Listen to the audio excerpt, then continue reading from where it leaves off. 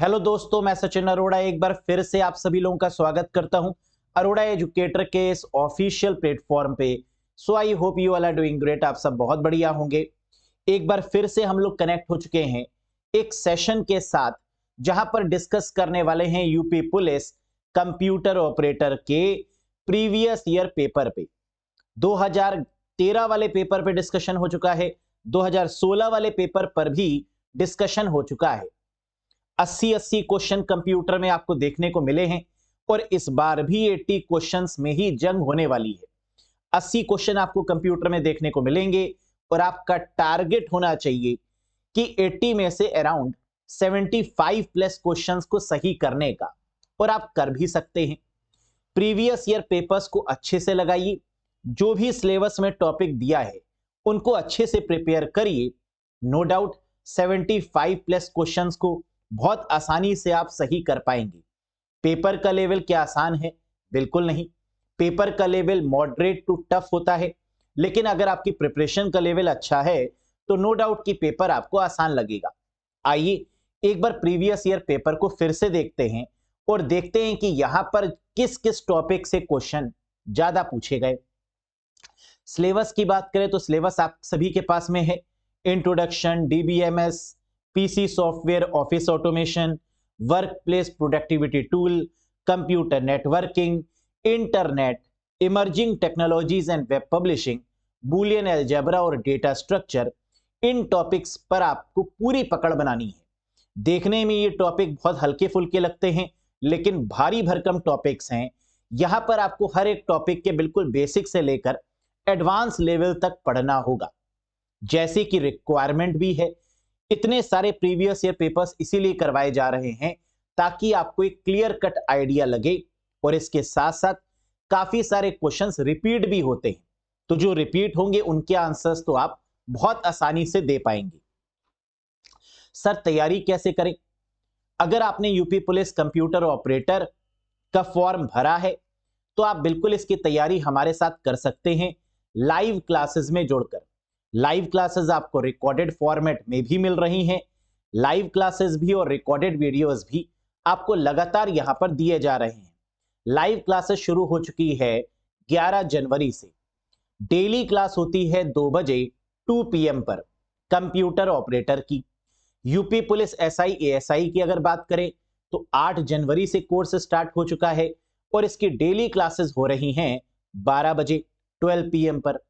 UP police programmer grade 2 की बात करें तो इसका आपको कंप्लीट सिलेबस दिया जा रहा है सिर्फ रिकॉर्डेड मोड में, यानी यहां पर प्रोग्रामर ग्रेड 2 में कोई भी लाइव क्लास नहीं होगी। सारी के सारी आपको रिकॉर्डेड क्लासेस ही देखने को मिलेंगी, क्योंकि सिलेबस बहुत वाइड है जो कि लाइव में कवर कर पाना पॉसिबल नहीं है। 90 प्लस आवर्स का कोर्स रहेगा यूपी पुलिस प्रोग्रामर ग्रेड 2 के केस में। सर कैसे ज्वाइन करें इन कोर्सेज में, और क्या इन कोर्सेज में हमको कॉन्सेप्ट भी मिलेंगे, वीडियोस भी मिलेंगी, पीडीएफ भी मिलेंगी और मॉक टेस्ट भी मिलेंगे?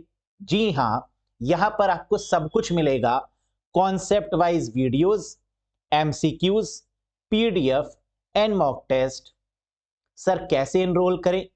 इनरोल करने के लिए अरोड़ा एजुकेटर एप्लीकेशन को इंस्टॉल करिएगा और फिर आप उसके बाद में इस कोर्स से कनेक्ट कर सकते हैं। एंड्रॉयड और iOS दोनों में ही ये एप्लीकेशन अवेलेबल है। कनेक्ट करने के लिए गूगल प्ले स्टोर या iOS स्टोर में जाके टाइप करिए अरोड़ा एजुकेटर और फिर इन कोर्सेज से आप कनेक्ट कर सकते हैं। किसी भी कंफ्यूजन के रिगार्डिंग कोई डाउट है, कुछ पूछना चाहते हैं, दिए गए नंबर पे व्हाट्सएप करके आप हमसे डायरेक्टली अपने डाउट्स को पूछ सकते हैं। तो चलिए बिना किसी देरी के शुरू करते हैं आज के सेशन में। दोस्तों अगर बात करें तो प्रीवियस वाले सेशन में हमने डिस्कस किया था एक क्वेश्चन आपके साथ, जो क्वेश्चन ऑफ द डे के रूप में मैंने आपको दिया था। Which logical gate is known as universal gate? किस लॉजिकल गेट को यूनिवर्सल गेट के नाम से जाना जाता है? आप जानते हैं कि जब हम गेट्स की बात करते हैं तो बेसिक गेट हमारे होते हैं 3, एंड और नॉट, और यूनिवर्सल गेट हमारे होते हैं 2, नैंड और नॉर गेट। नैंड गेट और नॉर गेट। क्या यहां पर नॉर है? नहीं। क्या यहां पर नैंड है? जी हां, करेक्ट आंसर हो जाएगा एन एंड या NAND gate. Clear, very good. अब सितंबर 2017 वाले पेपर की दोस्तों अगर बात करें तो यहां पर क्वेश्चंस का लेवल क्या रहा, आइए एक बार इसको एनालाइज करते हैं। पहला question, in TCP IP stack which layer is equivalent to transport layer of OSI model.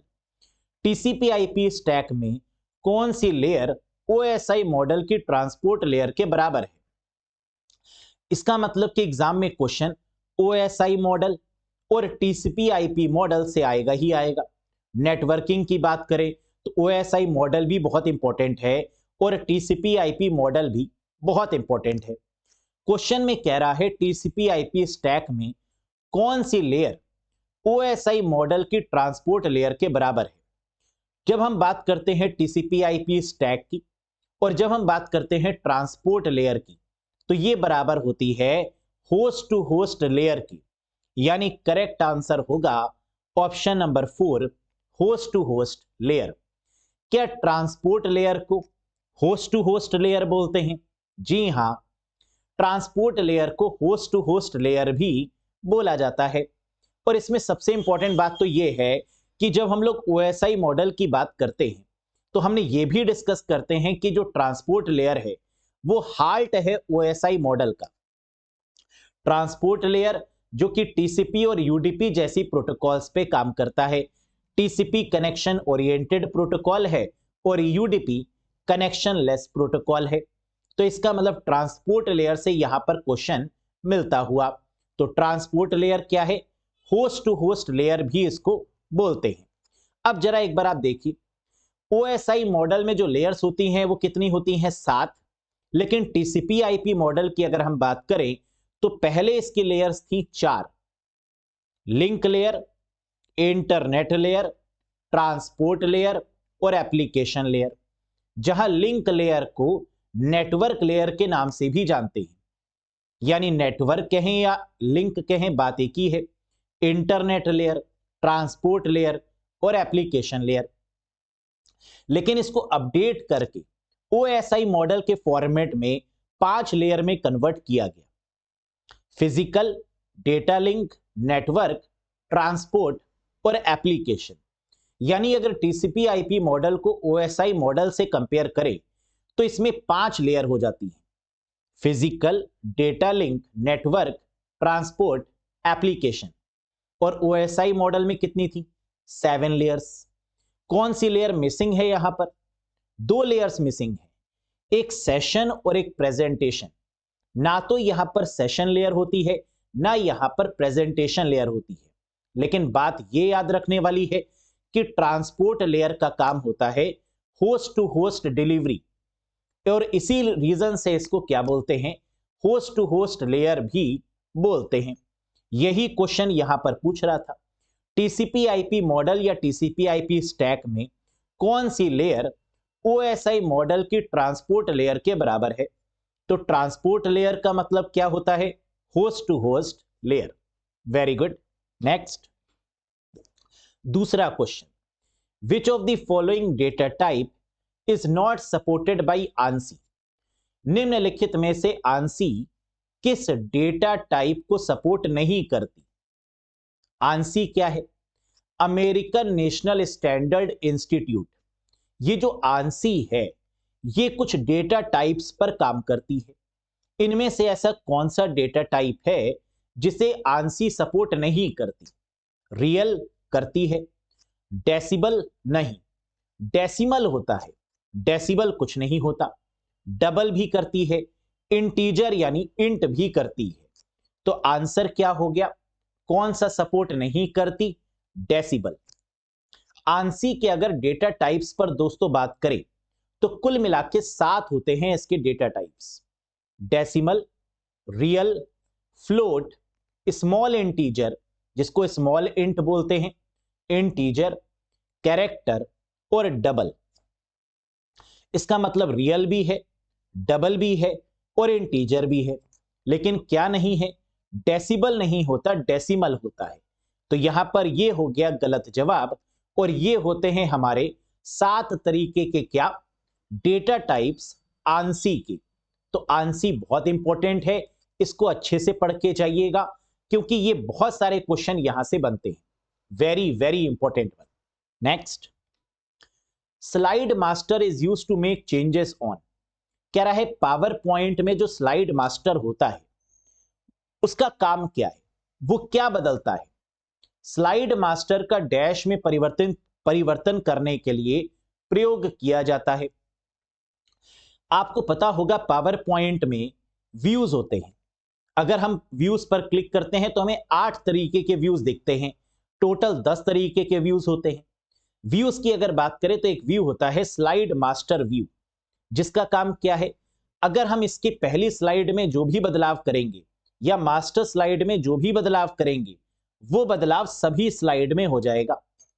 तो इसका मतलब क्या हुआ, on even slide some slides पर बदलाव होगा नहीं, ओनली अ सिंगल स्लाइड केवल एक स्लाइड पर बदलाव होगा नहीं, ऑन ऑड स्लाइड्स केवल विषम स्लाइड्स पर बदलाव होगा जी नहीं, ऑल दी स्लाइड्स क्या सभी स्लाइड्स पर बदलाव होगा जी हां, the correct answer is all the slides. जैसे ही मास्टर वाली स्लाइड पर बदलाव करेंगे सभी स्लाइड्स में बदलाव हो जाएगा, that is the working of slide master.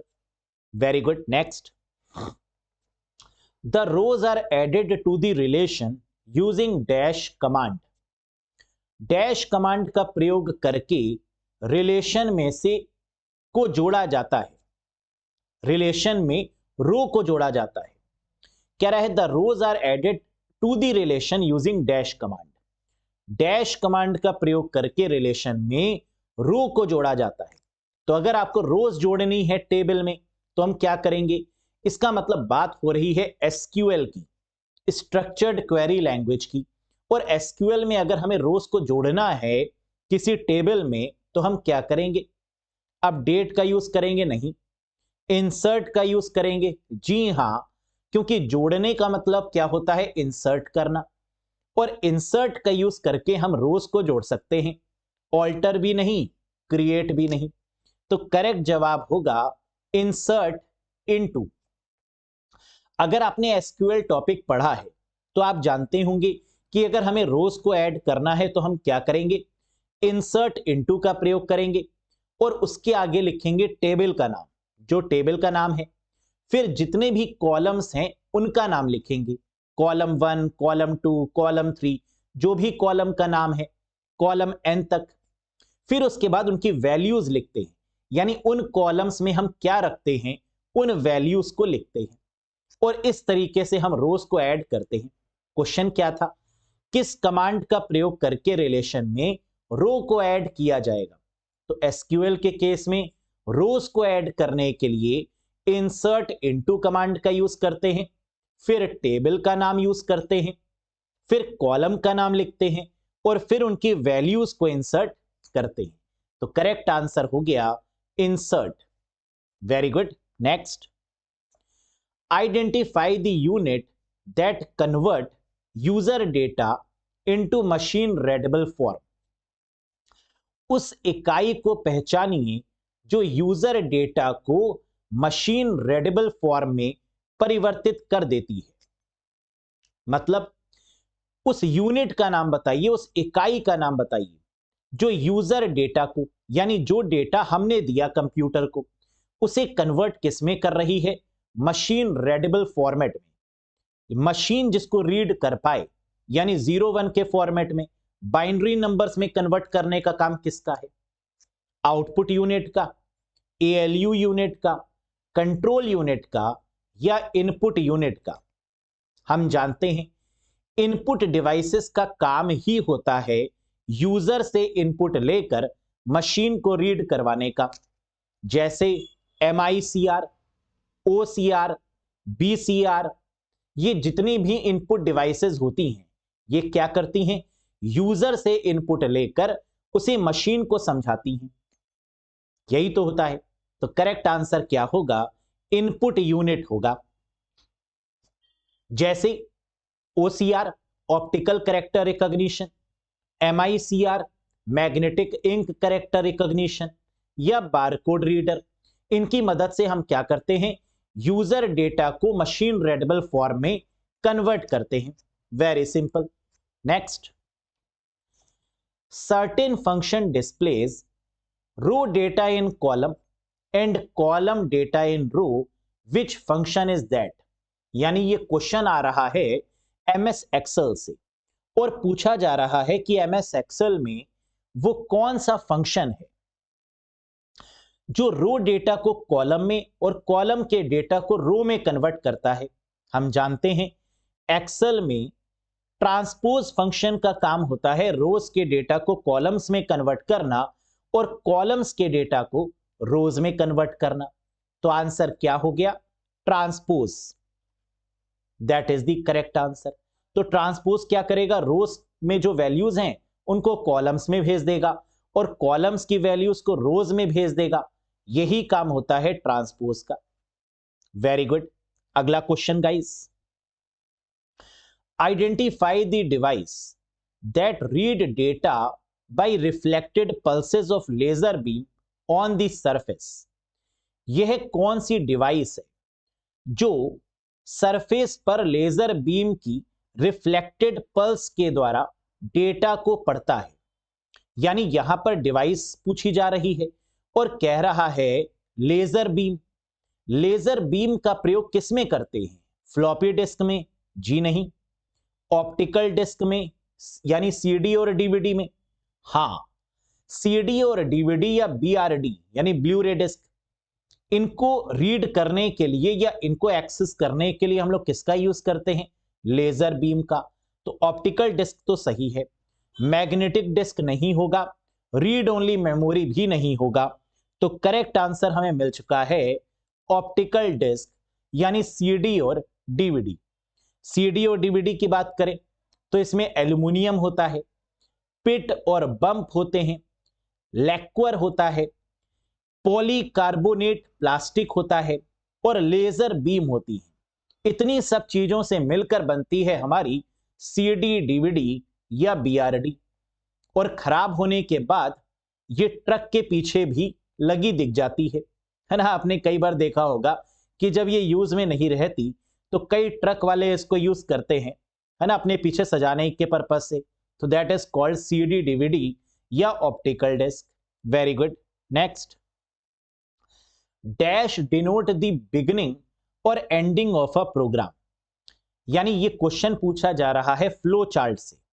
Flow chart तो है आपके सिलेबस में, है ना, वहीं से ये क्वेश्चन आ रहा है और फ्लो चार्ट से बहुत क्वेश्चन बनते हैं। डैश एक प्रोग्राम की शुरुआत या समाप्ति को दर्शाता है। फ्लो चार्ट को शुरू और अंत करने के लिए किसका प्रयोग करते हैं, फ्लो लाइंस का, डायमंड का, ओवल का या रेक्टेंगल का? करेक्ट आंसर है ओवल का। स्टार्टिंग दिखाने के लिए और एंडिंग दिखाने के लिए फ्लो चार्ट में किसका यूज करेंगे, ओवल का यूज करेंगे। जैसे स्टार्ट देखो ओवल से किया है और एंड यानी स्टॉप भी किससे किया है, ओवल से। बीच में आपकी फ्लो लाइंस का यूज हुआ है, डायमंड का यूज करते हैं डिसीजन लेने के लिए, रेक्टेंगल का यूज करते हैं प्रोसेस करने के लिए। तो आपको फ्लो चार्ट के बारे में पूरी नॉलेज होनी चाहिए, जीरो से लेकर पूरी complete. Very good. Dash provide the facility to create link between web pages. Dash web pages के बीच में लिंक बनाने की एक सुविधा प्रदान करता है। सोचो, facility to create link between web pages. Web pages को आपस में कनेक्ट कौन करेगा, हाइपरलिंक के द्वारा ही एक पेज से दूसरे पेज में नेविगेट किया जा सकता है। एक पेज से दूसरे पेज पे जाने के लिए किसका यूज करेंगे, हाइपरलिंक का। यानी आंसर हो गया आपका first option, hyperlink. Very good. Next, full form of वैन। बहुत आसान सा क्वेश्चन। वैन की फुल फॉर्म क्या है, लैन मैन वैन, यानी वाइड एरिया नेटवर्क, जिसे इंटरनेट के नाम से भी जानते हैं। वैन बोले या इंटरनेट बोले, बात एक ही है। So the correct answer is wide area network. और वैन में किस डिवाइस का प्रयोग करते हैं, तो आंसर है राउटर का। राउटर नाम की डिवाइस का प्रयोग करते हैं वाइड एरिया नेटवर्क में। Very good, next. What kind of software is antivirus? कह रहा है सॉफ्टवेयर किस तरीके का, एंटीवायरस किस तरीके का सॉफ्टवेयर है। एंटीवायरस किस तरह का सॉफ्टवेयर है ये बताइए। Operating system? बिल्कुल नहीं। System software? जी नहीं। Utility software? यस। अगर बात करें किसकी, एंटीवायरस की, तो ये क्या है, एक यूटिलिटी सॉफ्टवेयर है। यूटिलिटी का मतलब जो सिस्टम की परफॉर्मेंस को इंक्रीज करे, जो सिस्टम की स्पीड को इंक्रीज करे, ऐसे सॉफ्टवेयर को ही यूटिलिटी सॉफ्टवेयर बोलते हैं। जैसे for example disk defragmenter, disk cleanup, ये क्या है, यूटिलिटी है। डिस्क बैकअप क्या है, यूटिलिटी है, क्योंकि इनकी मदद से हम क्या करते हैं, अपने सिस्टम की परफॉर्मेंस को इंप्रूव करते हैं, अपने सिस्टम की जो गति है उसको बढ़ाते हैं।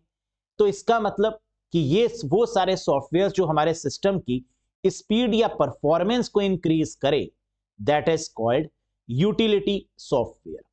एंटीवायरस भी क्या करता है, वायरस को आने से रोकता है, और वायरस अगर आ गया है तो उसको स्कैन करता है, और स्कैन करने पर क्या होगा, कंप्यूटर की स्पीड बढ़ जाएगी। अगर वायरस नहीं होगा तो क्या कंप्यूटर बेहतर परफॉर्म करेगा? जी हां। एंटीवायरस की बात करें तो बहुत सारे एंटीवायरस के नाम आप जानते ही हैं, McAfee, AVG, Avira, Avast, Kaspersky, F Secure, NOD32 जैसे बहुत सारे एंटीवायरस मार्केट में अवेलेबल है। Very good, next. If both the inputs of NOR gate are zero the output will be. अगर नॉर गेट के दोनों इनपुट जीरो हैं तो उसका आउटपुट क्या होगा, बताओ। अगर आपको नॉर गेट के बारे में पता है कि नॉर गेट क्या है, कैसे काम करता है, इसका ट्रुथ टेबल क्या है, तो आपको पता होगा कि if both the input of NOR gate are zero, अगर नॉर गेट के दोनों इनपुट क्या हैं, जीरो हैं, तो इसका आउटपुट क्या होगा, 1 होगा। कैसे, एक बार देखिए। नॉर गेट की बात करें तो अगर दो इनपुट में क्या है, जीरो, तो आउटपुट क्या है, 1।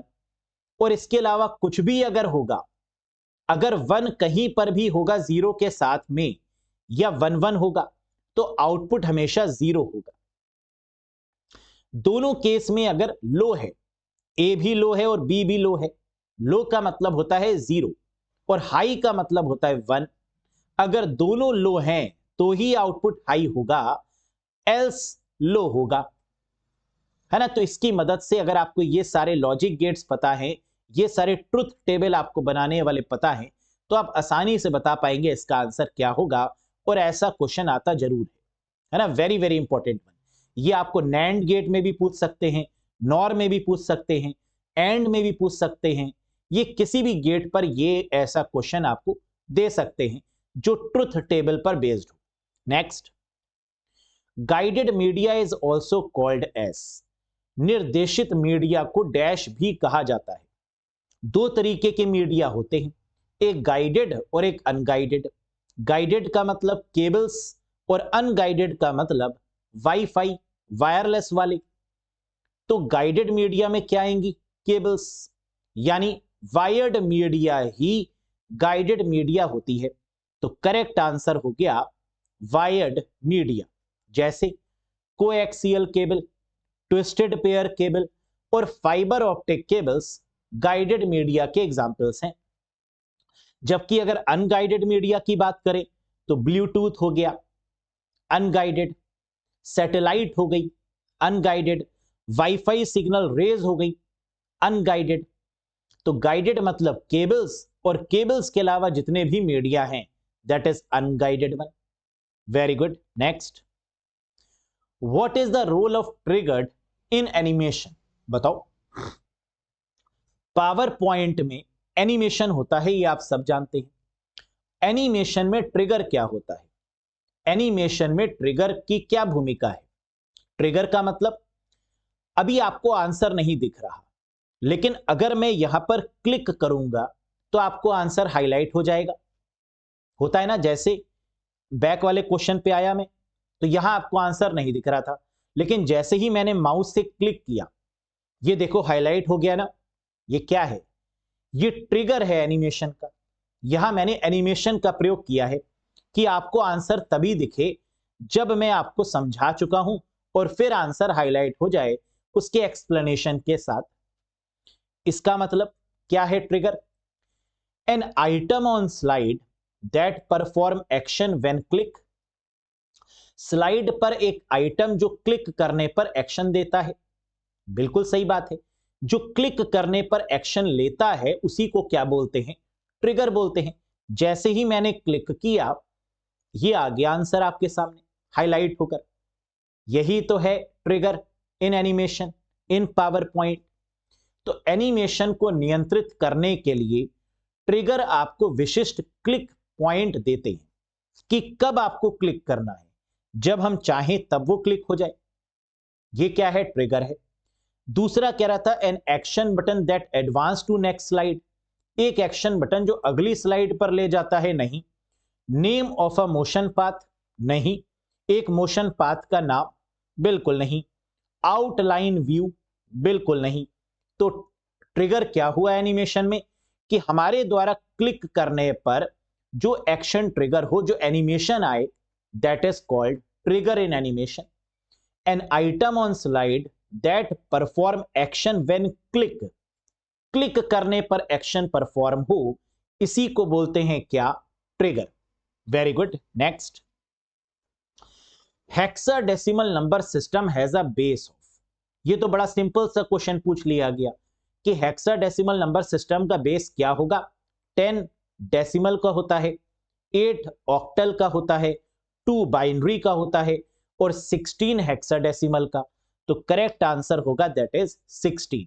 Very good. Next, name the function used to round off value from 1.89 to 2.0। Very very important question. यहां पर आपको यह पता होना चाहिए कि राउंड फंक्शन क्या होता है। देखो क्वेश्चन क्या कह रहा है, पहले यह समझो। कह रहा है उस फंक्शन का नाम बताइए जिसकी मदद से राउंड ऑफ करने पर 1.89 जो वैल्यू है उसका आंसर 2 आ जाए। तो हम राउंड अप का यूज करेंगे तो ये 2 वैल्यू आएगी, राउंड का यूज करेंगे राउंड 2 का तो ये 2 वैल्यू आएगी, या फ्लोर या सील में किसका प्रयोग करें कि 1.89 का जो आउटपुट निकले वो 2 निकले। कैसे होगा? आंसर है राउंड अप करने पर हमें मिलेगा 1.89 को 2। अब ये है क्या, आइए इसको डिटेल में समझते हैं। देखिए 3 तरीके के राउंड फंक्शंस होते हैं। There are 3 types of round function in MS Excel. Round, round up और round down. Round, round up और राउंड डाउन। ये क्या है? देखो यहां पर कह रहा था कि किस फंक्शन का प्रयोग करें कि 1.89 से वैल्यू 2 होगी, और ऑप्शन में कह रहा है राउंड अप। राउंड 2 भी क्या कुछ होता है? बिल्कुल नहीं।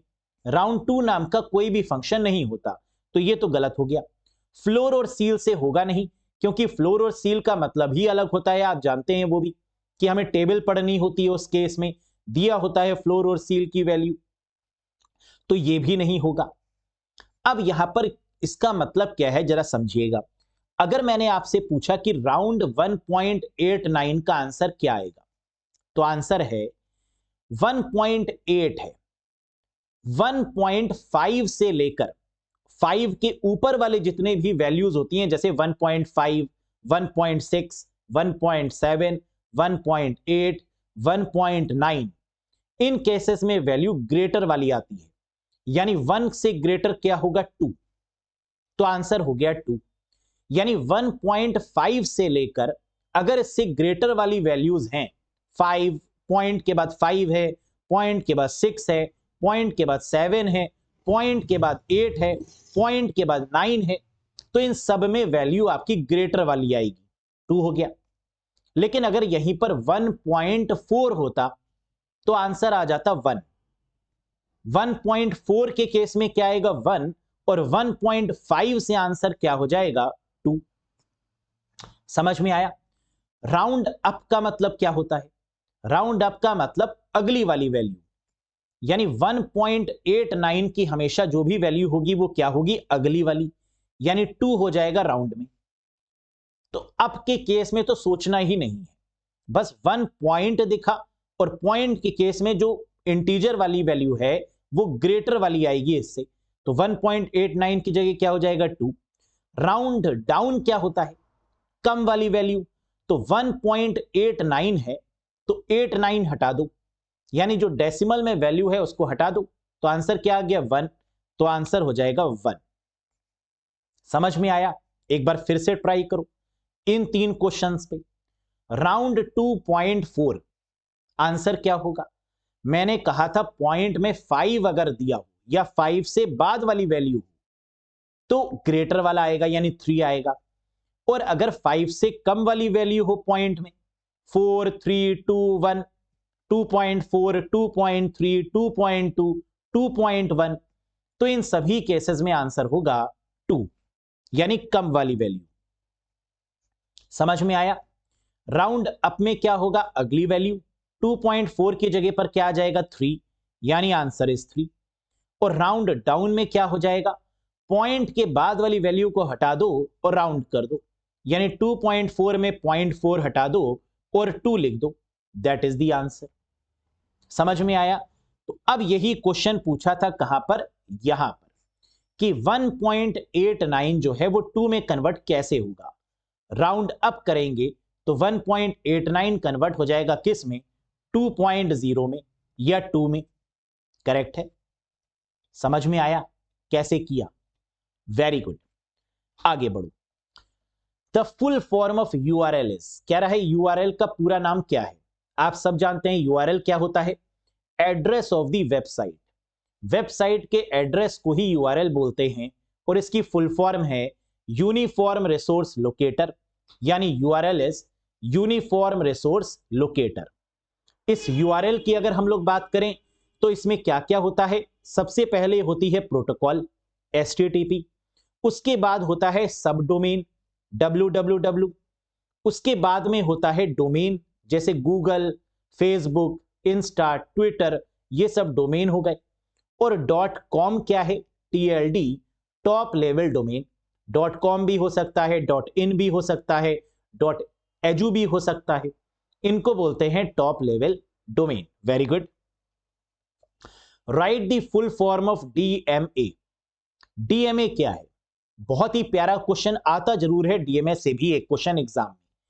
डीएमए का मतलब होता है डायरेक्ट मेमोरी एक्सेस, यानी करेक्ट आंसर है ऑप्शन नंबर 3। लेकिन ये डीएमए होता क्या है? आइए जरा इसको भी समझते हैं। डीएमए का मतलब है डायरेक्ट मेमोरी एक्सेस, यानी मेमोरी को बिना सीपीयू के एक्सेस करने के तरीके को बोलते हैं डीएमए। हम क्या करते हैं?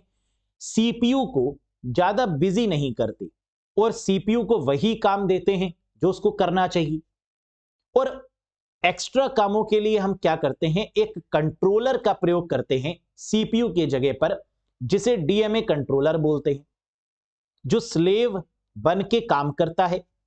तो डीएमए क्या है? मेमोरी को एक्सेस करना, यानी रैम को एक्सेस करना बिना सीपीयू के मदद के, that is called DMA, direct memory access. समझ में आया कुछ? आइए इसके बारे में थोड़ा सा जानते हैं। नाम से ही पता चल रहा है डायरेक्ट मेमोरी को एक्सेस करना डीएमए है। डीएमए ट्रांसफर में कह रहे, डीएमए में जब हम कोई ट्रांसफर करते हैं सीपीयू को शामिल किए बिना डिवाइस और मुख्य मेमोरी मतलब रैम, डिवाइस मतलब कोई भी डिवाइस, स्टोरेज डिवाइस और मुख्य मेमोरी के बीच डेटा ट्रांसफर करने की विधि को डीएमए बोलते हैं।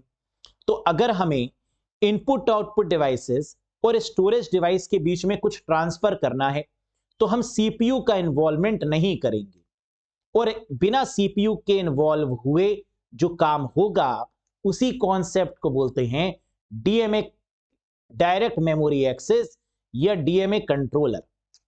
अब सीपीयू की जगह पर कोई ना कोई तो काम करेगा, कोई ना कोई तो प्रोसेस करेगा। तो कौन प्रोसेस करेगा? तो आंसर है डीएमए कंट्रोलर प्रोसेस करेगा और सीपीयू को सोने देगा। या यह भी कह सकते हैं कि सीपीयू कोई अर्जेंट काम में बिजी हो और उसकी जगह पर हम सीपीयू को डिस्टर्ब नहीं करेंगे और डीएमए कंट्रोलर से वो काम करवाएंगे। That is called direct memory access. Very good. Next, a blog is derived from the term. कह रहा है ब्लॉग की उत्पत्ति किस शब्द से हुई है? ब्लॉग की उत्पत्ति हुई है वेब लॉग से। The answer is first one, web log. आपने शायद सुना भी होगा, वेब लॉग को ही ब्लॉग बोलते हैं।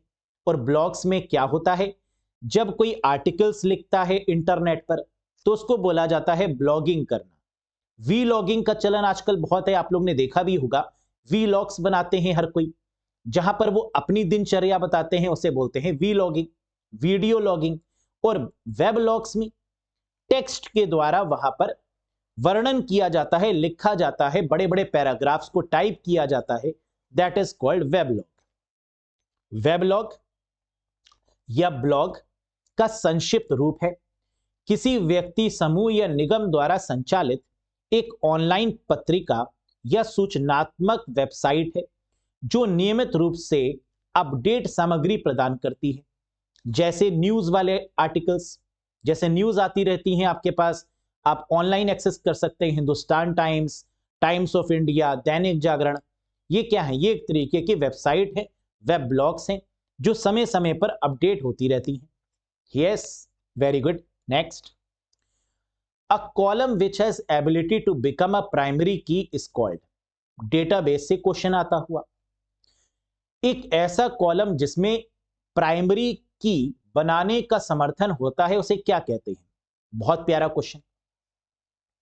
कंपोजिट की, फॉरेन की, ऑल्टरनेट की या कैंडिडेट की? कह रहा है मान लीजिए एक टेबल है, उस टेबल में रोल नंबर है, उस टेबल में सीरियल नंबर भी है, उस टेबल में आईडी भी है। अब आप रोल नंबर को प्राइमरी की बनाएंगे या आईडी को? मान लेते हैं कि स्टूडेंट है, उस स्टूडेंट का रोल नंबर भी है टेबल में और स्टूडेंट की आईडी भी है उस टेबल में। रोल नंबर भी एक प्राइमरी की बन सकता है और स्टूडेंट की आईडी भी प्राइमरी की बन सकता है। लेकिन हम वहां पर जो चुनेंगे वो क्या चुनेंगे? स्टूडेंट की आईडी। सपोज करिए मैंने प्राइमरी की पर चूज कर लिया स्टूडेंट की आईडी। अब जो स्टूडेंट का रोल नंबर है, क्या वो भी प्राइमरी की हो सकता है? जी हां, हो तो सकता है, लेकिन नियम क्या है? प्राइमरी की एक टेबल में एक ही होगी, एक से ज्यादा प्राइमरी की नहीं हो सकती। तो इसका मतलब दूसरी जो प्राइमरी की बन सकती थी उसको हम क्या बोलेंगे? ऑल्टरनेट की। एक अगर प्राइमरी की बन गई तो बाकी बची हुई की को क्या बोलेंगे? ऑल्टरनेट की।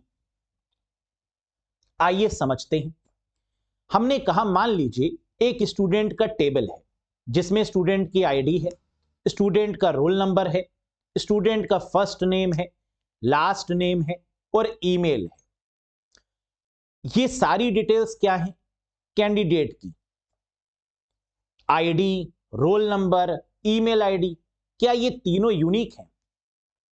मुझे बताइए, क्या ये तीनों आपकी अलग अलग यूनिक चीजों को इंडिकेट कर रही है? बिल्कुल, इनको हमने कह दिया कैंडिडेट की। लेकिन इन कैंडिडेट कीज में से क्या है? हमने प्राइमरी की ले ली, दैट इज स्टूडेंट की आईडी, और जो रोल नंबर और ईमेल आईडी है, क्या ये भी प्राइमरी की बन सकते हैं? जी हां, लेकिन हम इसको क्या बोलते हैं? Alternate keys. तो आंसर क्या हो गया? ऑल्टरनेट की। लेकिन अगर ऑप्शन में ऑल्टरनेट की नहीं होता तो आंसर हो जाता कैंडिडेट की, क्योंकि प्राइमरी कीज जितनी भी बन सकती हैं उनके कलेक्शन को बोलते हैं कैंडिडेट की।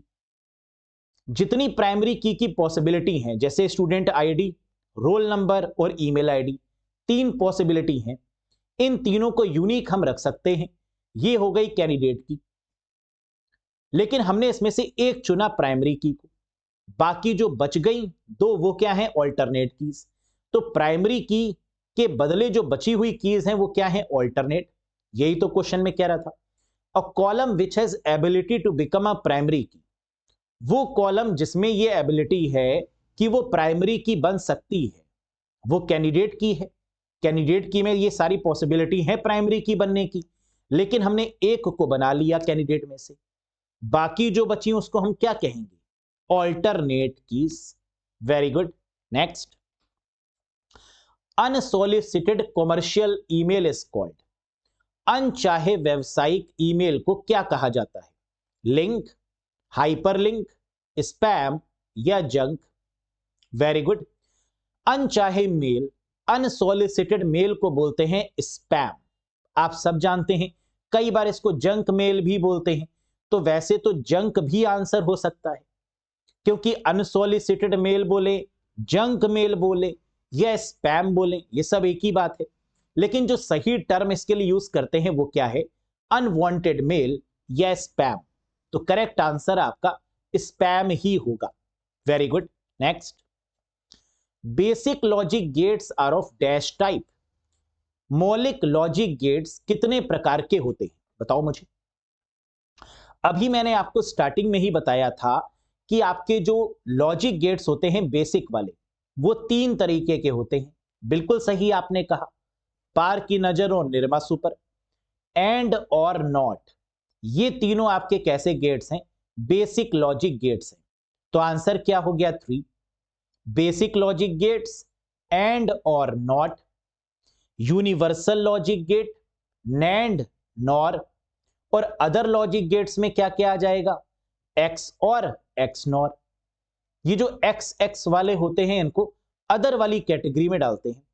तो टोटल गेट्स कितने हो गए, 3 बेसिक, 2 यूनिवर्सल और 2 अदर लॉजिक गेट्स। तो 3 2 5 और 2 7, that is the total number of gates, and और not, nand, nor, x or x nor. Clear है, very good. Next, output unit is responsible for, कह रहा जो आउटपुट यूनिट है वो किसके लिए रिस्पॉन्सिबल है, किसके लिए जिम्मेदार है, none of these, processing input, display output या टेकिंग इनपुट। तो आउटपुट यूनिट है तो क्या करेगी, डिस्प्ले करेगी आउटपुट को, जैसे मॉनिटर हो गया है ना, तो मॉनिटर क्या है, एक आउटपुट यूनिट है जो कि आउटपुट को ही डिस्प्ले करती है। तो correct answer is display unit. Very good. Next, a link within web pages that takes you to some other section of the same web page is called, देखो ये तो रिपीटेड क्वेश्चन है, एक ही exam में 2 question बिल्कुल same पूछ लिए गए। ऐसा लिंक जो वेब पेजों के बीच होता है और जो आपके वेब पेज को कुछ अन्य हिस्सों में ले जाता है, उसे क्या बोलते हैं, नेविगेट करना, यानी हाइपर लिंक की बात हो रही है। तो correct answer is hyper link. Very good. Next, in MS power point, MS power point 2007 वाले वर्जन की बात हो रही है। लेटेस्ट वर्जन कौन सा है, 2021। तो आपको पुराने वाले वर्जन भी पढ़ने हैं, ऑनलाइन वर्जन 365 ये भी पढ़ना है, और पुराने वाले वर्जन के बारे में भी पता होना चाहिए। डिफरेंस क्या है नए वाले वर्जन और पुराने वाले वर्जन में, बस ये बातें आपको पता होनी चाहिए। MS PowerPoint 2007 is a shortcut to start presentation from current slide. MS PowerPoint में वर्तमान स्लाइड में प्रेजेंटेशन शुरू करने की शॉर्टकट की क्या है। हम सब जानते हैं कि 3 तरीके से हम लोग स्लाइड को स्टार्ट कर सकते हैं। स्लाइड शो को करने के 3 तरीके हैं। एक तो शिफ्ट के साथ F5 कर दे, करंट स्लाइड के लिए जो पूछा जा रहा है। तो इसका आंसर क्या होगा, current slide shift plus F5। पहली स्लाइड से अगर हमें देखना है from the very first slide, from beginning, तो F5 कर देंगे। और अगर हमें कहीं बीच में से करना चाहते हैं, कुछ अलग करना चाहते हैं, तो हम उसको कस्टमाइज भी कर सकते हैं, कस्टम स्लाइड शो भी कर सकते हैं कि पहले ये स्लाइड आए, फिर ये आए, फिर 10वीं वाली आए, फिर 15 नंबर वाली आए। तो इसके लिए हम कस्टमाइज भी कर सकते हैं। Very good. Next, secondary memory को और क्या कहा जाता है, secondary memory is also known as, द्वितीयक मेमोरी को भी डैश के रूप में जाना जाता है। बताइए। सेकेंडरी मेमोरी मतलब magnetic tape, magnetic disk, floppy disk, optical disk, hard disk, SSD, solid state drive, ये सब आपकी क्या है? सेकेंडरी मेमोरी तो है। Pen drive, memory card, flash drives, ये सब सेकेंडरी मेमोरी तो है। तो सेकेंडरी मेमोरी को क्या बोलते हैं? Permanent memory. ऑक्सिलरी मेमोरी, बिल्कुल सही। वोलाटाइल का मतलब टेम्परेरी, गलत है। ऑल ऑफ दीज होगा नहीं। मेन मेमोरी का मतलब होता है रैम और ROM. RAM and ROM is the main memory. तो आंसर क्या हो गया? Auxiliary memory is the correct answer, which is called secondary memory.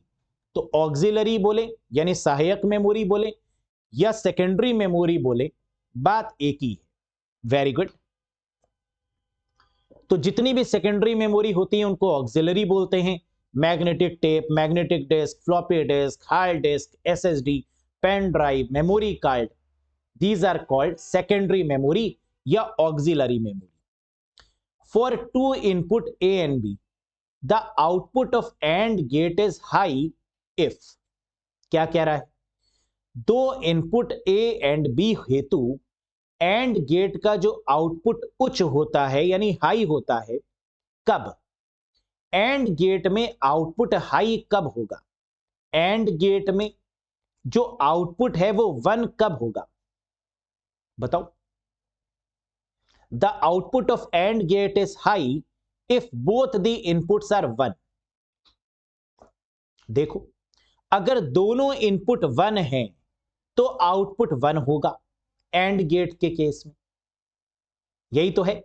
दोनों इनपुट हाई होंगे तो आउटपुट भी हाई होगा, और अगर कहीं पर भी लो हुआ, कहीं पर भी 0 हुआ तो आउटपुट 0 हो जाएगा। इसी को तो बोलते हैं AND गेट। क्वेश्चन में क्या कह रहा था? दो इनपुट ए और बी दो इनपुट, एंड गेट की बात हो रही है, उच्च आउटपुट की बात हो रही है। उच्च का मतलब 1। 1 किस केस में होगा? जब दोनों इनपुट 1 होंगे, यानी जब ए भी 1 के बराबर है और बी भी 1 के बराबर है। दैट इज द आंसर, है ना? कितना आसान क्वेश्चन है। बस आपको गेट्स की नॉलेज होगी तो आप इन तरीके के क्वेश्चंस को कर लेंगे। Next, static website is coded into dash language. बताइए। स्टैटिक वेबसाइट बनाने के लिए किस भाषा में कोडिंग की जाएगी? अगर आपको एक स्टैटिक वेबसाइट बनानी है तो आपको किस लैंग्वेज में कोडिंग करनी होगी? देखिए, वेबसाइट दो तरीके से बनाई जा सकती है, एक स्टैटिक और एक डायनेमिक। स्टैटिक का मतलब जिसमें बहुत ज्यादा सर्वर से लिंक ना हो, बहुत ज्यादा डेटाबेस से कनेक्शन ना हो, एक स्टैटिक फिक्स होगी। लेकिन जिसमें बार बार डेटाबेस से चीजें बदल रही हैं वो डायनेमिक होगी। स्टैटिक बनाने के लिए HTML का प्रयोग करेंगे, डायनेमिक बनानी है तो जावास्क्रिप्ट का यूज करना पड़ेगा, डेटाबेस को कनेक्टिविटी प्रोवाइड करनी पड़ेगी, है ना, वो डायनेमिक होगी। तो यहां पर आंसर बनेगा HTML, hyper text markup language for static website. Very good. Next, in MS PowerPoint, handout master is used to bring changes in. MS PowerPoint में handout master का प्रयोग डैश में बदलाव लाने हेतु करते हैं। क्या होगा आंसर? पावर पॉइंट में जो हैंडआउट मास्टर है इसका काम क्या है? इसका काम है प्रिंट मोड में देखना कि जब हम अपनी स्लाइड्स को प्रिंट करके ऑडियंस में देंगे तो जो उसका हैंडआउट आएगा वो कैसा आएगा। ऑडियंस में डिस्ट्रीब्यूट करने के लिए पावर पॉइंट को जो उसका लुक निकलेगा वो कैसा होगा, यही तो होता है हैंडआउट मास्टर। तो आंसर क्या होगा? Layout of the slide? नहीं। Layout of presentation handout? जी हां, प्रेजेंटेशन हैंडआउट के लेआउट में बदलाव करने के लिए हम लोग हैंडआउट मास्टर का प्रयोग करते हैं। That is the right one. Slide को फॉर्मेट करने के लिए नहीं, स्लाइड को ट्रांजैक्ट करने के लिए नहीं, बल्कि हैंडआउट प्रेजेंटेशन के लेआउट में बदलाव करने के लिए ही हैंडआउट मास्टर का प्रयोग करते हैं। Very good. What does the small bubble on the nand gate logic symbol means with respect to the output. Output के संदर्भ में नैंड गेट के लॉजिक चिन्ह पर छोटे बुलबुले को क्या कहते हैं, क्या तात्पर्य है? नैंड गेट में आपने देखा होगा कि एक छोटा सा गोला बना रहता है आगे की तरफ, जिसे इन्वर्टर भी बोलते हैं, इन्वर्टर गेट, जिसका मतलब है इन्वर्स कर दिया जाए, यानी 0 की जगह पर 1 और 1 की जगह पर 0। That is the correct answer. The output is inverted. हम लोग जानते हैं कि नैंड गेट दो गेट से मिलकर बना होता है, एंड और नॉट। नॉट गेट क्या होता है? वो गेट जिसके आगे ये बबल बना रहता है, और इसी का मतलब होता है इन्वर्स करना, इन्वर्ट कर देना, वैल्यू को बदल देना। अगर 0 इनपुट है तो 1 कर दो, अगर 1 इनपुट है तो 0 कर दो। ये करता है नॉट गेट। और जो नैंड गेट है वो एंड और नॉट का कॉम्बिनेशन है।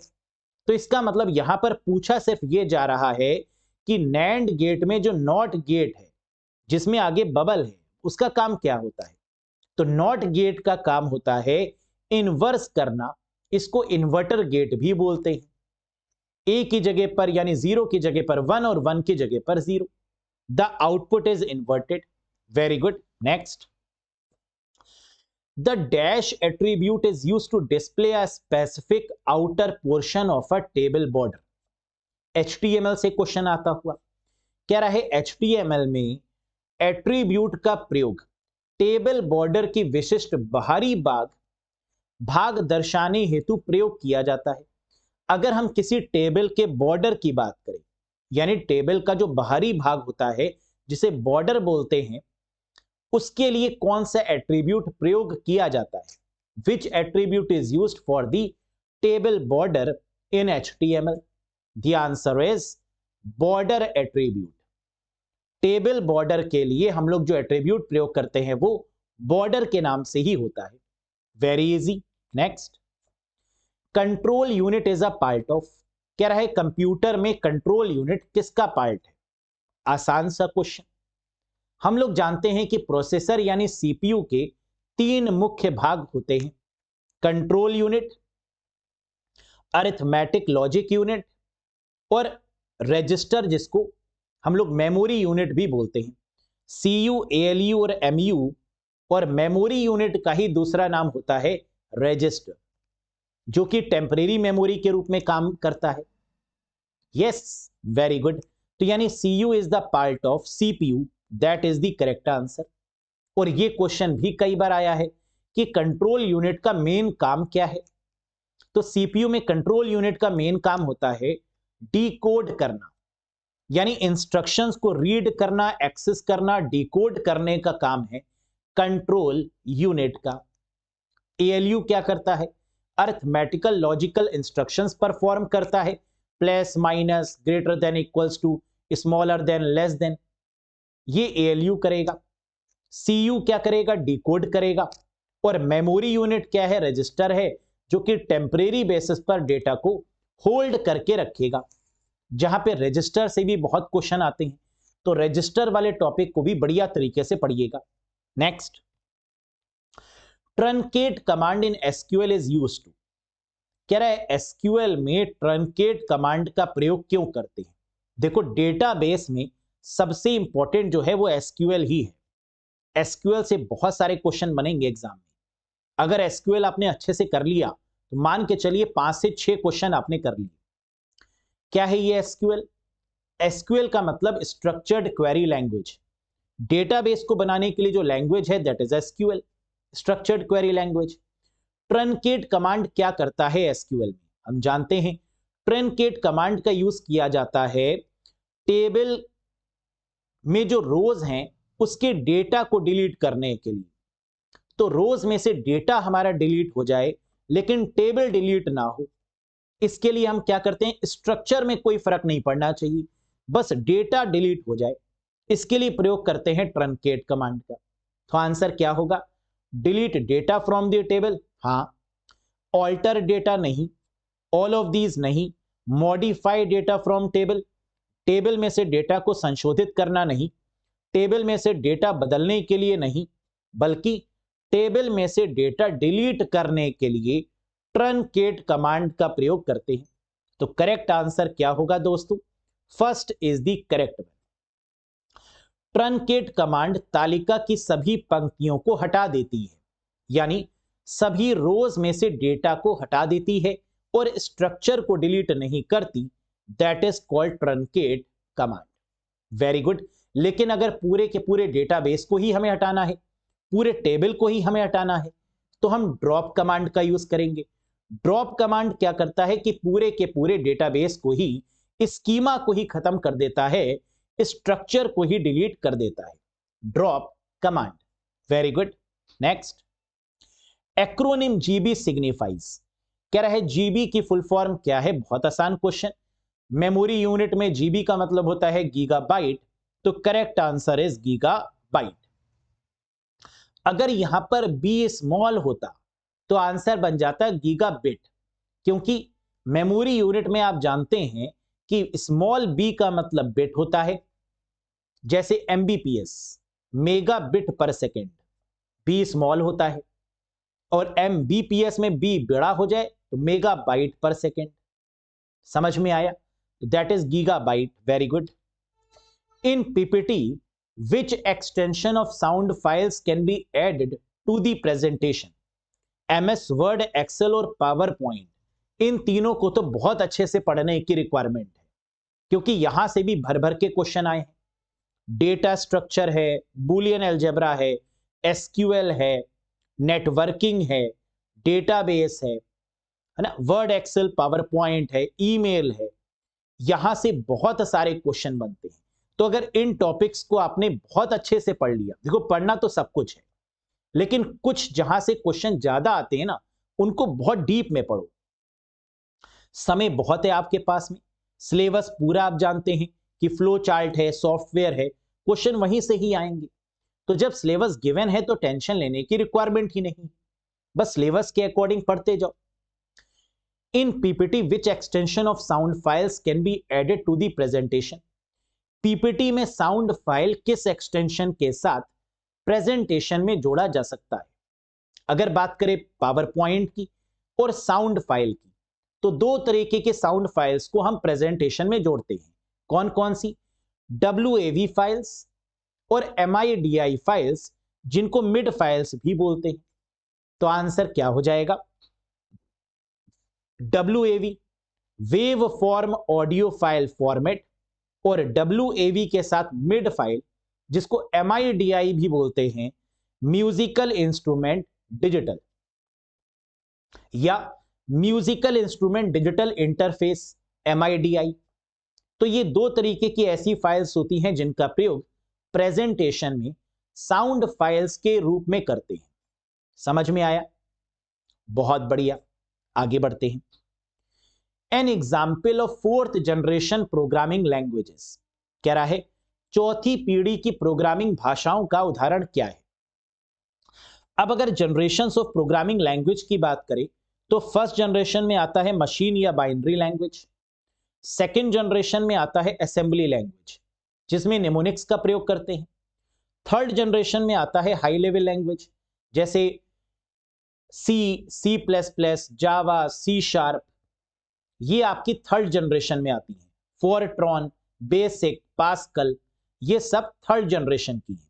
और फोर्थ जनरेशन की बात करें तो इसमें आती है आपकी SQL, डेटाबेस डेवलप करने वाली लैंग्वेज, फोर्थ जनरेशन, जैसे structured query language, PHP, Perl, Python, Ruby, SQL और मैटलैब। ये सारी आपकी फोर्थ जनरेशन की लैंग्वेज है। PHP hyper text pre processor, Perl, Python जो कि बहुत फेमस है आर्टिफिशियल इंटेलिजेंस के लिए भी, रूबी, SQL जो कि बहुत फेमस है डेटाबेस डेवलपमेंट के लिए, मैटलैब अगेन रोबोट्स बनाने के लिए भी मैटलैब और डेटाबेस के लिए भी मैटलैब का यूज करते हैं। फिफ्थ जनरेशन में आपकी आ जाएंगी प्योर वो लैंग्वेजेस जिनके थ्रू आप रोबोट्स या जिनके थ्रू आप AI डेवलप करते हैं मेनली, जैसे you can say 5th generation का पार्ट बनेगा लिस्प, लिस्ट प्रोसेसिंग या प्रोलॉग, प्रोग्रामिंग इन लॉजिक, ये आपकी जाएंगी 5th जनरेशन में।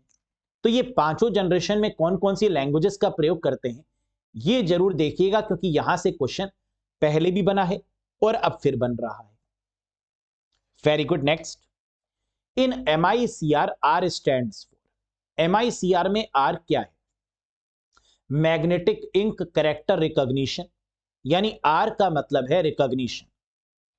लेकिन ये जो टेक्नोलॉजी है ये रिकॉग्निशन है जिसके द्वारा MICR में हम रीड करते हैं उसे रीडर बोला जाता है।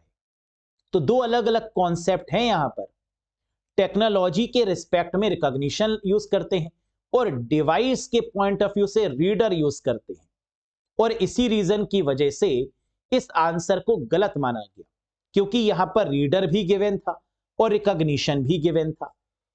वैसे MICR में R ज्यादातर रिकॉग्निशन ही होता है, लेकिन अगर हम MICR डिवाइस की बात करते हैं, अगर लिखा हो स्पेसिफिकली कि MICR डिवाइस में R क्या है, तो आंसर हो जाएगा रीडर।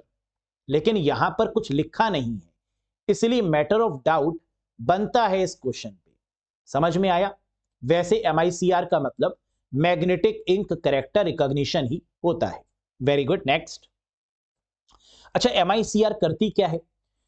बैंक में चेक्स को रीड करने के लिए MICR डिवाइस का प्रयोग करते हैं। In banks if we want to scan the cheque, bank में चेक को रीड करने या स्कैन करने के लिए जो 9 नंबर्स के जो आपके डिजिट्स गिवन होते हैं चेक के ऊपर, उसी को रीड करने के लिए MICR का प्रयोग करते हैं। Very good. Next, with reference to switching function 4 square is called, computer में अगर 4 स्क्वायर हैं तो उसको क्या बोलेंगे?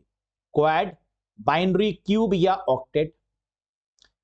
आपने शायद पढ़ा होगा कि 4 प्रोसेसर अगर लगे हैं तो हम लोग बोलते थे क्वाड प्रोसेसर, क्वाड कोर नाम सुना होगा। तो यानी 4 का मतलब होता है क्वाड। अगर एक प्रोसेसर लगा हुआ है तो सिंगल कोर हो जाएगा। नाम सुना है ना, सिंगल कोर प्रोसेसर जो पहले आया करता था 1 CPU के साथ, 1 कोर के साथ। डुअल कोर 2 कोर हो गए, 2 पावर हो गई CPU की, या 2 CPU मान लीजिए इसको। क्वाड कोर का मतलब 4 कोर हो गए यानी क्वाड कोर, 6 कोर हो गए मींस हेक्सा कोर, 8 कोर हो गए मतलब ऑक्टा कोर। तो 1 अगर कोर है तो सिंगल, 2 है तो डुअल, 4 है तो क्वाड, 6 है तो हेक्सा और 8 है तो ऑक्टा। तो 4 स्क्वायर का मतलब क्या है? क्वाड कोर यानी क्वाड, है ना, that is the correct one. Next, how many quad rules are there in SQL server? बताओ। अगेन देखो फिर से SQL से क्वेश्चन आता हुआ, मैंने कहा ना SQL से बहुत क्वेश्चन आते हैं, 10 क्वेश्चन तक पूछे जाते हैं आपके सिर्फ SQL से। क्वाड रूल हम लोग जानते हैं कि RDBMS बनाने में जो सबसे अहम भूमिका रही है वो EF कॉड की रही है। Edgar F Codd, Edgar Frank Codd भी बोला जाता है। इन्होंने ही RDBMS का कॉन्सेप्ट दिया, रिलेशनल डेटाबेस मैनेजमेंट सिस्टम का। और EF कॉड ने टोटल जो है वो 13 नियम दिए, 0 से लेकर 12 तक। टोटल कितने नियम दिए, टोटल कितने रूल्स दिए? 13, 0 से लेकर 12 तक। तो 0 से लेकर 12 कितने नियम हो गए? 13। लेकिन रूल्स को बोला जाता है 12 रूल्स। तो आंसर क्या होगा? 0 से लेकर 12 नियम होते हैं 13, लेकिन कॉड रूल को बोला जाता है 12 रूल। तो आंसर होगा 12। Relational database model 12 rules by Edgar Frank Ted Codd, ये इनका नाम है, एडगर FT कॉड पूरा नाम है ना, इतना बड़ा नाम रखते थे Edgar FT Codd, Edgar F Codd या EF कॉड के नाम से भी इनको जानते हैं। बहुत सारे तरीके हैं इनके नाम को लेने के, बड़ा नाम है ना तो छोटा कर दिया जाता है। तो यहां पर जो नियम है वो क्या कहे जाते हैं? 12, लेकिन होते कितने इसमें भी रहस्य है। तो 0 से लेकर 12 तक होते 13 हैं, लेकिन कहा जाता है 12। ठीक, याद रखिएगा इस बात को। माउस क्या है? बहुत सरल सा क्वेश्चन। एक हैंडहेल्ड डिवाइस है, हाथों की डिवाइस है, पॉइंटिंग डिवाइस है, या बोथ ऑफ दीज है या नन ऑफ दीज है। तो क्या माउस हैंड हेल्ड है? क्या हाथों से इसका प्रयोग करते हैं? जी हां, सही है। क्या ये पॉइंटर के मूवमेंट को भी कंट्रोल करती है? क्या ये पॉइंटर के मूवमेंट को चेंज कर सकती है? बिल्कुल। हम जब माउस को हिलाते हैं तो जो पॉइंटर है वो हिलता है, तो इसका मतलब ये पॉइंटिंग डिवाइस भी है। तो आंसर क्या होगा? Both of these is the correct answer. यानी माउस एक इनपुट डिवाइस भी है, एक हैंड हेल्ड डिवाइस भी है क्योंकि हाथों से इसका प्रयोग किया जाता है, और एक पॉइंटिंग डिवाइस भी है क्योंकि ये पॉइंटर के मूवमेंट को कंट्रोल करती है। Very good. Dash view is used to enter speaker notes in MS power point. किस व्यू का प्रयोग करके एमएस पावर पॉइंट में स्पीकर नोट्स को सम्मिलित करने के लिए किया जाता है? ये स्पीकर नोट्स क्या होते हैं? अगर हमें अपनी पावर पॉइंट स्लाइड में कुछ एडिशनल नोट्स ऐड करने हैं, कुछ एडिशनल लिखना है कि वो जनता को भी ना दिखे, सिर्फ बनाने वाले को दिखे पावर पॉइंट में, स्लाइड में, ऐसे अगर नोट्स हमें ऐड करने हैं तो हम किसका यूज करेंगे? नोट्स पेज व्यू का, स्लाइड सॉर्टर का, रीडिंग का या आउटलाइन का? आंसर है नोट्स पेज व्यू का। नोट्स पेज व्यू में ही स्पीकर नोट्स का ऑप्शन आता है, जहां पर हम उसमें कुछ भी लिख सकते हैं जो हमारे दर्शक को नहीं दिखेगा, लेकिन जो बना रहा है उसको दिखेगा, जो प्रेजेंट कर रहा है उसको दिखेगा। That is called speaker notes. और ये हमें मिलेगा किसमें? नोट्स पेज व्यू में या नोट पेज व्यू में। नेक्स्ट, समझ में आया? बहुत सिंपल है। नेक्स्ट, टच स्क्रीन क्या है? Combination of input and output device, input एवं आउटपुट दोनों का मिला जुला सम्मेलन, सिर्फ आउटपुट डिवाइस है, नन ऑफ दीज है या इनपुट डिवाइस है? बताइए, सोचिए इस पे। टच स्क्रीन, जो आपके मोबाइल फोन से हैं वो क्या टच स्क्रीन इनेबल्ड है? जी हां। जो मोबाइल फोन के जो टच स्क्रीन है वो क्या सिर्फ इनपुट है या आउटपुट है या दोनों है? आंसर है दोनों है। यानी आंसर बनेगा combination of both input and output. कैसे? आइए देखते हैं। आपने टच स्क्रीन यानी अपने मोबाइल के स्क्रीन पर फिंगर लगाई, तो ये फिंगर क्या है? इनपुट है। और जो इसका डिस्प्ले आया वो किस पे आया? स्क्रीन पर ही। और स्क्रीन क्या होती है? आउटपुट। यानी ये इनपुट एज अ फिंगर है और आउटपुट एज अ स्क्रीन है। तो आंसर हो गया both input and output. Very good. Next, HRF is referred as. ये क्वेश्चन आ रहा है कहां से? HTML से। HTML में कई सारे टैग होते हैं, जिसमें एक टैग होता है एंकर टैग, AHRF, जो कि हाइपरलिंक के लिए प्रयोग किया जाता है। AHRF, जहां पर HRF की फुल फॉर्म क्या है? HRF का तात्पर्य क्या है दोस्तों? The answer is hyper text reference. जहां H का मतलब होता है हाइपर टेक्स्ट और REF का मतलब होता है रेफरेंस। एंकर टैग के साथ में इसका प्रयोग करते हैं AHRF के माध्यम से, और आगे लिंक दे देते हैं, और फिर उसके आगे जिस पर क्लिक करके वो लिंक खुलता है वो टेक्स्ट दे देते हैं। That is called HRF। यानी H का मतलब हाइपर लिंक और रेफ का मतलब रेफरेंस, यानी हाइपर लिंक रेफरेंस या हाइपर टेक्स्ट रेफरेंस भी बोल सकते हैं। जैसे अगर मैं कहूं कि हाइपर टेक्स्ट मार्कअप लैंग्वेज, तो हाइपर टेक्स्ट का मतलब क्या है? Hyper link. तो इसको हाइपर लिंक रेफरेंस या हाइपर टेक्स्ट रेफरेंस के रूप में जानते हैं। That is the correct answer. Very good. Next, in terms of computer knowledge SQL stand for. देखो फिर से SQL से क्वेश्चन। मैंने कहा ना कि प्रीवियस पेपर्स में भी बहुत सारे आए हुए थे क्वेश्चन, और अभी भी देखो, है ना, भर भर के SQL से क्वेश्चन दिए हुए हैं। SQL की फुल फॉर्म क्या है? स्ट्रक्चर्ड क्वेरी लैंग्वेज है, यानी that is the last is the right one, structured query language. Next, in SQL, फिर से देखो एक और क्वेश्चन SQL से। इन SQL roll back is used to. SQL में रोल बैक का इस्तेमाल क्यों करते हैं? डेटा को कंट्रोल करने के लिए हम रोल बैक भी करते हैं, कमिट भी करते हैं, कमिट का मतलब ट्रांजैक्शन को हमने कंट्रोल कर लिया, या तो हम रोल बैक करेंगे या तो कमिट कर देंगे। कमिट का मतलब कि अब कोई बदलाव नहीं करना, और रोल बैक का मतलब अंडू करना।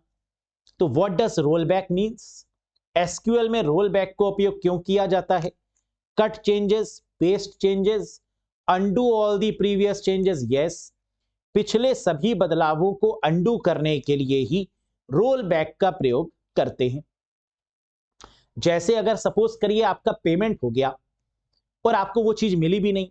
कई बार होता है ना कि आपका पेमेंट कट जाता है और वो नहीं मिलता, फिर बैंक क्या करती है, आपके पैसे को रोल बैक कर देती है। रोल बैक का मतलब वापस कर देती है 24 से 48 घंटों के अंदर। That is called roll back, undo कर देना चेंजेस को। नेक्स्ट, अब एक सिंबल यहां पर आपको दिखाया जा रहा है फ्लो चार्ट का, और पूछा जा रहा है the symbol shown in figure represents dash in flow chart. आकृति में दिखाया गया जो चिन्ह है वो फ्लो चार्ट में क्या है, बताओ। इसे बोलते हैं डिसीजन बॉक्स, है ना, ये डिसीजन बॉक्स ही तो है आपका। तो आंसर क्या है? टर्मिनेशन नहीं, आउटपुट भी नहीं, इनपुट आउटपुट भी नहीं, that is your decision box. Yes या नो? डिसीजन बॉक्स एक इनपुट लेता है और दो आउटपुट देता है ना, ये एक इनपुट लेगा और दो आउटपुट आपको थ्रो करेगा, यही तो है डिसीजन बॉक्स। Very good. अगला क्वेश्चन HTML से आता हुआ कह रहा है dash is the largest part of HTML document. Dash HTML document का सबसे बड़ा हिस्सा है। अगर HTML में हेडिंग की बात हो रही होती तो H1 से लेकर H6 तक होती है heading, H1, H2, H3, H4, H5, H6। लेकिन यहां हेडिंग की बात नहीं हो रही। कह रहा है HTML में जो सबसे लार्जेस्ट वाला पार्ट है वो क्या है? Body, title, all of these या head? And the answer is HTML में सबसे पहले हम HTML लिखते हैं, फिर हेड लिखते हैं। हेड में हमारा क्या आता है? Meta data, data about data. फिर उसके अंदर टाइटल भी आता है, और फिर उसके बाद बॉडी आता है जिसमें हम सब कुछ लिखते हैं। तो यानी सबसे बड़ा जो पार्ट होता है वो क्या है? बॉडी है, जिसके अंदर ज्यादातर टैग्स का प्रयोग करते हैं। Marquee tag, bold, italic, underline, table tags, है ना, बहुत सारे टैग्स होते हैं। वो सब कहां प्रयोग करते हैं? बॉडी टैग के अंदर ही। तो लार्जेस्ट पार्ट क्या होगा? Body tag is the largest part in HTML document. Very good. The term EDI stands for. अगला क्वेश्चन, EDI से क्या तात्पर्य है? ई कॉमर्स में EDI का मतलब होता है इलेक्ट्रॉनिक डेटा इंटरचेंज, यानी the correct answer is option number 3, that is the right answer. अब ये EDI होता क्या है इसको समझो अच्छे से। अगर हम कोई भी इंफॉर्मेशन इलेक्ट्रॉनिक मीडिया से एक जगह से दूसरी जगह ट्रांसफर करते हैं तो इसको कहते हैं EDI। जैसे अगर हमने इलेक्ट्रॉनिक चीजों की मदद से, डिजिटल चीजों की मदद से अगर हमने कोई डेटा ट्रांसफर किया है, जैसे मेल किया है किसी को, व्हाट्सएप पे मैसेज किया है, इंस्टाग्राम किया है, ट्विटर पे किया है, EDI है। डेटा का ट्रांसफर होना ही EDI होता है। या हमने कुछ खरीदा, कुछ परचेस किया, कुछ बेचा, कुछ सेल किया, ये सारे ट्रांजैक्शंस किस में आएंगे? EDI में आएंगे, इलेक्ट्रॉनिक डेटा इंटरचेंज में आएंगे। समझ में आया? तो इसे बड़े रूप में बोलते हैं EDI, इलेक्ट्रॉनिक डेटा इंटरचेंज। और ई कॉमर्स को करने के लिए EDI सबसे इंपॉर्टेंट है। डेटा का आदान प्रदान बहुत इंपॉर्टेंट है, तभी तो ई कॉमर्स हो पाएगा। क्योंकि ई कॉमर्स का मतलब क्या होता है? Buying and selling of goods and services by using electronic media. Digital medium का यूज करते हुए ऑनलाइन मीडियम की मदद से हम चीजों को खरीद पाएं और बेच पाएं, इसी को तो बोलते हैं e commerce. Amazon, Flipkart, Swiggy, Myntra जैसी वेबसाइट, OLX, eBay जैसी वेबसाइट यही तो काम कर रही है। Very good. Next, flow chart help us to. कह रहा है फ्लो चार्ट हमें किसमें मदद करता है? Know the capacity of the memory, स्मृति की क्षमता को जानने में नहीं। बोथ 1 and 2 देखते हैं। Specify the problem completely and clearly, समस्या को पूरी तरह स्पष्ट रूप से निर्दिष्ट करने में, दिखाने में। हाँ, ये तो सही है। प्रॉब्लम को स्टेप बाय स्टेप दिखा देता है फ्लो चार्ट, डायग्राम की मदद से, फ्लो चार्ट की मदद से, फ्लो लाइंस की मदद से, सिंबल्स की मदद से। नन ऑफ दीज हो नहीं सकता, दूसरा ऑप्शन होगा नहीं, 1 2 हो नहीं सकता, बचा क्या? Specify the problem completely and clearly, समस्या को पूरी तरह स्पष्ट रूप से दिखाना यानी निर्दिष्ट करने के लिए ही फ्लो चार्ट का प्रयोग करते हैं। Very good. अगला question, why bookmarks are used in MS Word? MS Word में बुकमार्क का इस्तेमाल क्यों किया जाता है? बताइए। एमएस वर्ड में अगर हम किसी भी पेज को बुकमार्क कर रहे हैं तो क्यों कर रहे हैं? ताकि अगली बार डायरेक्टली हम उस पर जंप कर पाएं, उस पेज को डायरेक्टली ओपन कर पाएं, इसलिए हम क्या करते हैं? बुकमार्क करते हैं। क्या होगा आंसर? चेंज पैराग्राफ, पैराग्राफ बदलने के लिए? बिल्कुल नहीं। सेव अलाइनमेंट, अलाइनमेंट को सेव करने के लिए? नहीं। स्पेलिंग ठीक करने के लिए, करेक्ट करने के लिए स्पेलिंग? नहीं। To jump to a specific location in a document, एक दस्तावेज में किसी विशिष्ट स्थान पर जाने के लिए? जी हां, जंप करने के लिए ही बुकमार्क का प्रयोग किया जाता है। That is the correct one. और ये बुकमार्क का ऑप्शन एमएस वर्ड में होता कहां पर है? इंसर्ट में जाएंगे, लिंक में जाएंगे और हाइपर लिंक या बुकमार्क कर देंगे।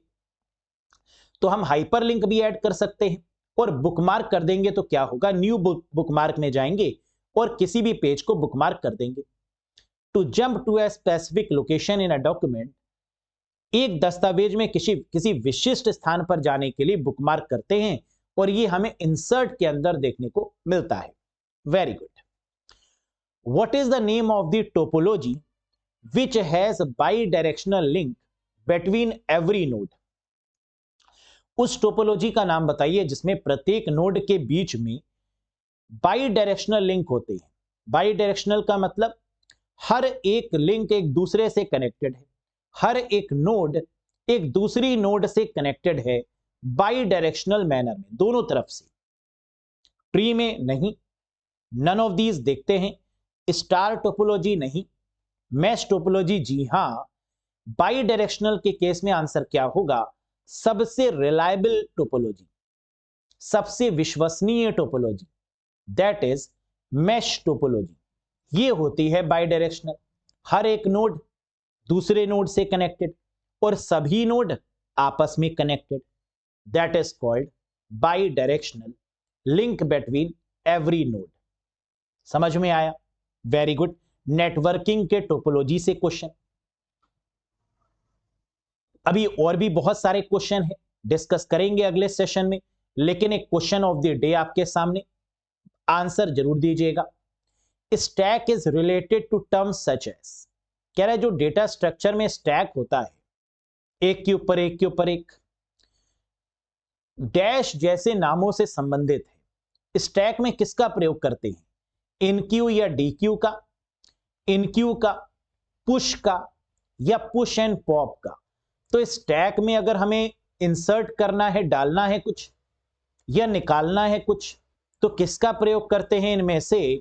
मुझे बताइएगा कमेंट करके अगर आपको पता है तो। सेशन कैसा लगा दोस्तों? ये सारे के सारे क्वेश्चंस कई बार देखिएगा क्योंकि इसमें से क्वेश्चन रिपीट तो होंगे ही होंगे, साथ ही साथ इन सबके कॉन्सेप्ट आपको पता होने चाहिए क्योंकि क्वेश्चन कहीं ना कहीं इन्हीं टॉपिक से बनना है। जब टॉपिक्स ही यही हैं तो बनेगा तो यहीं से ही। बस सब कुछ पढ़िए और ये जो प्रीवियस ईयर क्वेश्चन है इनको करवाने का मकसद एक ही है कि आपका कॉन्सेप्ट क्लियर होना चाहिए, ये पता लगना चाहिए कि पेपर का लेवल क्या रहेगा। ये तो रहेगा ही लेकिन इससे भी टफ रहेगा, है ना, क्योंकि ये प्रीवियस ईयर पेपर के क्वेश्चंस हैं, तो इससे भी टफ लेवल लेकर आपको प्रिपेयर करना है क्योंकि हर बार लेवल जो है वो इंक्रीज हो रहा है। सेशन कैसा लगा? पसंद आया हो तो एक बार लाइक करिएगा, चैनल पर नए हो तो सब्सक्राइब जरूर करिएगा। किसी भी क्वेश्चन में कोई भी डाउट है तो आप कमेंट करके मुझे बता सकते हैं, या अगर कोर्सेज से रिलेटेड आपकी कोई क्वेरी है तो मुझे व्हाट्सएप कर सकते हैं। नंबर आपको यहां पर और पहली वाली स्लाइड में भी गिवन है। कंप्यूटर ऑपरेटर का कोर्स 11 जनवरी से शुरू हुआ है 2 पीएम पर, 2 पीएम पर दोपहर। यूपी पुलिस एसआई एएसआई का कोर्स 8 जनवरी से शुरू हुआ है 12 पीएम पर डेली। और यूपी पुलिस प्रोग्रामर ग्रेड 2 वाला कोर्स पूरा आपको मिल रहा है रिकॉर्डेड फॉर्मेट में, कंप्यूटर यानी आईटी सेक्शन वाला। तो अगर कुछ भी ज्वाइन करना चाहते हैं तो अरोड़ा एजुकेटर एप्लीकेशन को इंस्टॉल करिएगा और कनेक्ट कर लीजिएगा। कोई कंफ्यूजन हो, कोई डाउट हो तो वीडियो के कमेंट में या मुझे व्हाट्सएप करके भी बता सकते हैं। That's all for today guys. बहुत जल्द मिलेंगे नेक्स्ट वीडियो में। Till then bye bye and take care. Thank you very much.